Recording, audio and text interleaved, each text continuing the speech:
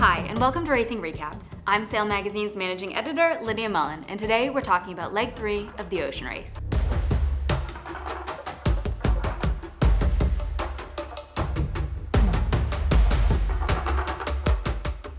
Leg 3 is undoubtedly the showpiece of this edition, but when the course was announced, it actually drew some mixed responses. Let me explain why. The Imaka 60 fleet started in Cape Town, South Africa, and finished in Itajaí, Brazil, over a month later. In past editions, there's been a stop in Australia or somewhere around the Indian Ocean to break up that distance. So not only is this leg the longest in race history, but it's also sailed predominantly in the Southern Ocean, which has earned its reputation as one of the most intense sailing grounds on the planet. So you have a really challenging course, but then you look at the boats. Unlike recent editions, the Imaka 60s are owned and maintained by the teams themselves rather than by the race organization with the standardized maintenance plan. This means that some are new, built for this race, while others have more than a few miles under their keel. If you look at the most recent score sheets for another Imaka 60 around the world race, the Vendée Globe, you'll notice pretty much a full third of the fleet did not finish the race. So Leg 3 is a perfect storm of difficult conditions day in and day out, constant concern about the health of the boat, and the mental factor of knowing that many of the best racers of our time have struggled in these waters. As you'll see, there was no shortage of drama. We have 2 on board, okay? Do we have any more on land? We're trying to decide whether or not we need to suspend racing so we can get spares for later in the leg. Biotherm and 11th Hour Racing Team both immediately broke relatively minor things on their boats and had to double back before heading out. A few days in, Malizia's headsail halyard block failed, dropping the sail into the water where it wound itself around the foils and the keel. Full of water, it's too heavy to pull back on board, so the team is forced to sacrifice the sail, cutting it up before they can get it back on board. Unfortunately, that was not the end of this repair. The block failure meant that the full pressure of that halyard was on the mast and was slowly slicing down through it. 11th Hour Racing Team is the only boat in the fleet that has a spare mast, so failing to control the damage could have spelled disaster for the rest of Malizia's campaign. The moment of repairing that mast, at the start I was a bit scared, looking up at the mast and seeing it move 5 or 6 meters side to side in the waves. It's not somewhere you want to go and put yourself, 30 meters above the water where there's a lot of risk, and we're 5 days from the nearest hospital, I would say. So once I was up there, it was okay. I had to kind of get up there and overcome that, and then my legs were completely cramping up by the end of it because you're trying to grip the mast with everything you can because you're using your hands to work on whatever we were trying to repair. And when we finally came down in the dark, having finished the repair, it was just, I could breathe a huge sigh of relief, and I kind of collapsed on the deck in a bit of an exhaustion and kind of a bit of an emotional state because so happy that we'd managed to kind of put ourselves back in the race. The next heartbreak came in the form of a flexing hull on Guyot Environment.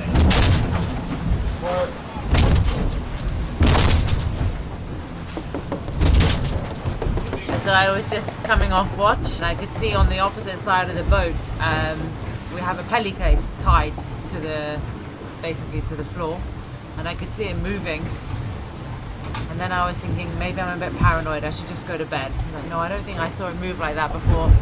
So I went over to check it, and then I could hear the noise of delamination, and then I put my hand on the floor and I could feel it really moving up and down, which is not ideal, and yeah, it's pretty sad because that's quite a terminal problem. We spoke to the architect, and yeah, there's no way we can fix that out there, so unfortunately now we've got to return to Cape Town, nursing her back home.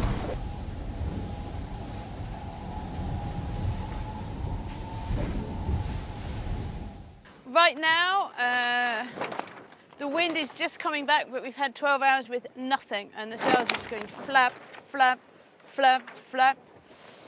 We're just starting to touch the new breeze, so by tonight we should have 10 knots, and we should be able to be sailing properly downwind, which will be cool. One of the key challenges of the Southern Ocean is that these cascading fronts create an alternating pattern of strong winds and light winds. These ridges influence the tactics on board, since a dead zone ahead of the fleet will condense it, while a strong breeze ahead will slingshot the front runners forward. Through the first half of the leg, Holcim PRB had made the best of this challenge, extending an early lead to 600 miles by playing the systems right. Meanwhile, the rest of the fleet took advantage of their lighter air to work on some repairs. Despite all the breakages, when things were good, they were great. 11th Hour Racing Team was the first to break the crude IMACA 24-hour speed record. We managed to rip off 586 miles, I think, which is up that IMACA record just a little bit more. It's not often that you get, you're sort of forced to sail straight for so long, so that gave us a nice opportunity to do that. Good pressure and, still reasonably flat sea state. The record went down several more times throughout the leg, with every team on the course breaking the pre-race record at some point, until finally, Holcim PRB set the new distance at 595 miles.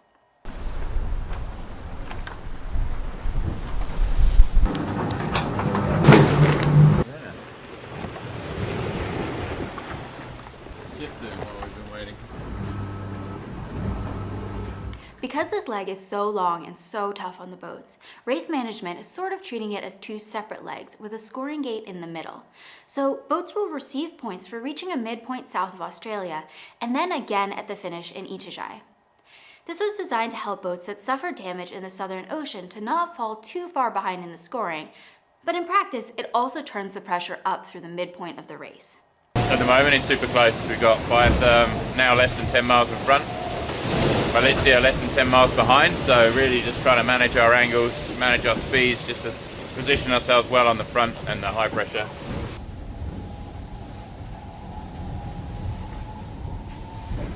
Coming back from doing the PL Jack, noticed a crack in the starboard rudder, which is clearly disconcerting, particularly in this part of the world.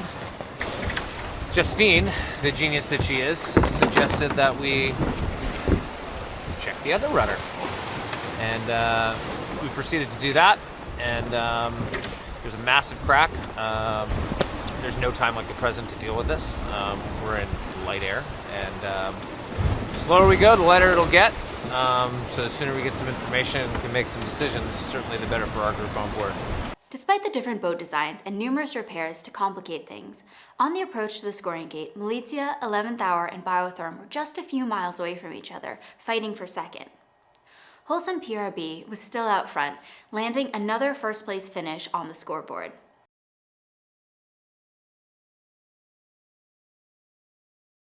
Cheers, first of all. We're very happy with second place at the scoring gate. And it's an interesting feeling to go across the line, count down to the line, and it is the start at the same time and the finish at the same time. So now this was just the start to leg 3B. Regular inspections reveal the need for pretty much constant repairs on every boat. Fortunately, a period of light wind made it possible to address some of these things.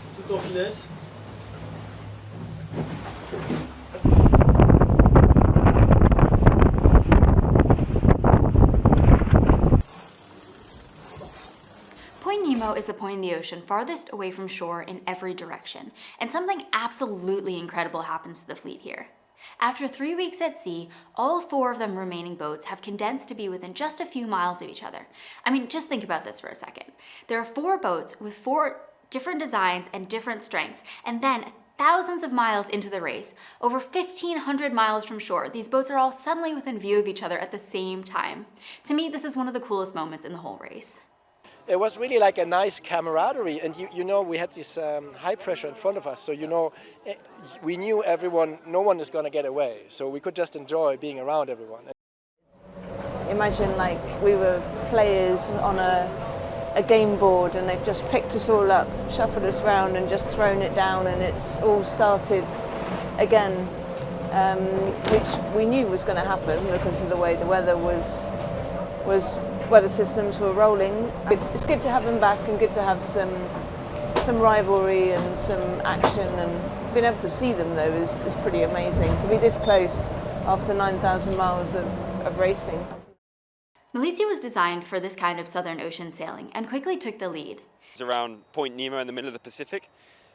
We'd seen the opportunity to catch back up, and we knew that there was the big storm and the big waves coming towards Cape Horn, and that was really our opportunity to gain out some miles, because the boat is really designed for the strong wind and waves, and the team was feeling really positive, and we realized we just had to keep pushing.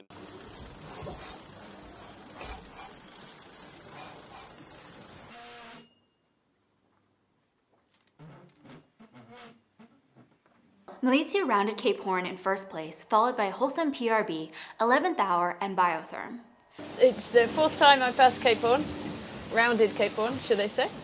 And I think this time, in terms of in view, it's probably the most spectacular rounding of Cape Horn because there was so much snow, and we came in close from the northwest, and so we came down the coast, and it was absolutely beautiful.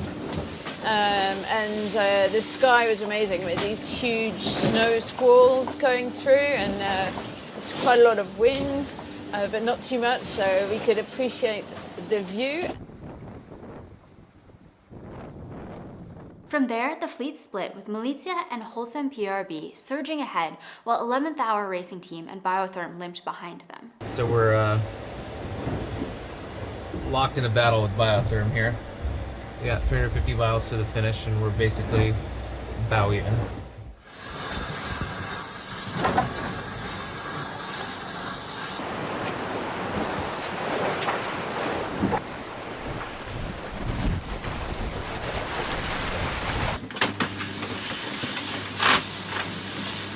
We had a lot of issues in the last 24 hours. It felt like our good luck of the leg, seeing so many of the other boats have issues early on and throughout, and we were relatively in good shape, and then all of a sudden our luck ran out in the last 24 hours. A lot of issues, very fatigued crew, and it's really paid a toll. It was, it was just going to be a tight fight to the finish with Wholesome, and luckily in that last 48 hours they made one little mistake, and it allowed us to get the advantage and to come here in Ichijai in first place. Ultimately, Malizia won the leg, with Wholesome PRB in second, 11th Hour Racing Team in third, and Biotherm in fourth. Guyot Environment scored no points for the leg. It feels unreal. I mean, we have been a month at sea, a little bit longer even, and through so many challenges and ups and downs, and now we are winning this. So I still need to process that to realize. And then we get such a nice welcome here. So many people come out in the middle of the night. I said in Cape Town I wanted to be there with the crew and the boat in a good shape. It's what we've done. We've got 9 points. We've got a 24 hours record. I think what you've seen on shore was a great race. We've been pushing hard, and I'm very proud of what we've been able to do. It's a boat that has been launched in May, and we've got a boat that is perfect, fast in quite every conditions. We've seen that Malaysia was a bit faster than us in a big sea state. But there is not that many big sea states to come forward of us. It wasn't always clear that we were going to make it. Based on some of the issues that we had at the scoring gate, there were serious conversations about stopping in New Zealand and sorting out some of the things that we were dealing with on board. But in the end, we pushed through in a compromised state, but it was by far and away the right decision. It didn't make sense to really regroup and then beat the boat up for another 2 weeks just to kind of fix it all here again. So it wasn't about convenience. It wasn't about competition at that point. It was just safety. If we felt like the boat was safe, we were going to continue, and that ended up being the case. It's kind of great to be here. With a decent result. It's not the one that we were hoping for by any means, but it's one that keeps us alive for later in the race. I'll see you in a few weeks for a recap of Leg 4 of the Ocean Race, which will bring 11th Hour Racing Team to their home port of Newport, Rhode Island. For more on the Ocean Race, visit sailmagazine.com or theoceanrace.com.